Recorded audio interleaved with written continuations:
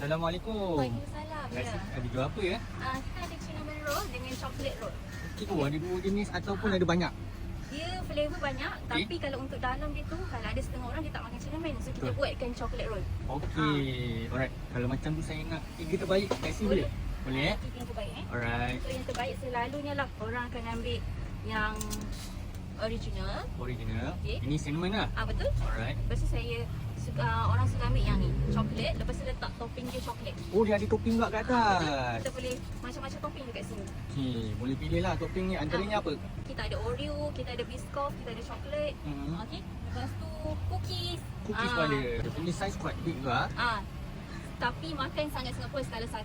Oh, ini apa kak? Yang ni kita letak coklat untuk topping dekat atas dia. Kita Okey. letak coklat dulu. Ini untuk flavor coklat. Oh, flavor coklat. Topping pun kita tak kedekut. Memang jangan melimpah risau. macam ni lah. Ya, betul. Alright. Okey, yang ni untuk coklat dan Bukan juga depan kamera original. je kak eh? Bukan eh? Bukan. Bukan eh? Kita memang bagi macam ni. Cuba tanya customer kita yang dah beli. Okay. Kalau nak tambah untuk flavor mesti ada satu layer untuk ni lah eh? Betul. Memang kita bagi. Boleh pilih lah. Boleh? Okey. Kalau nak flavor apa, kita bagi saja. Untuk Biscoff lah.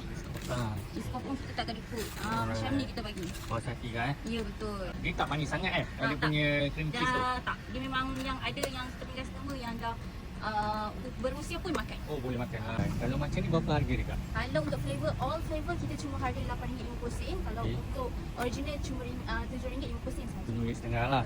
Kat mana berniaga ni? Dekat belakang McD sahaja, dekat Setiap Alam. Setiap hari ke? Kita cuma berniaga Jumaat satu Ahad sahaja. Daripada pukul 4 sampai habis. Selalu pukul 7 macam tu dah habis dah. Oh, limited lah ni. 3 hari betul. je. Alright. Thank you. Saya makan dulu eh. Okay. Terima kasih. Sama.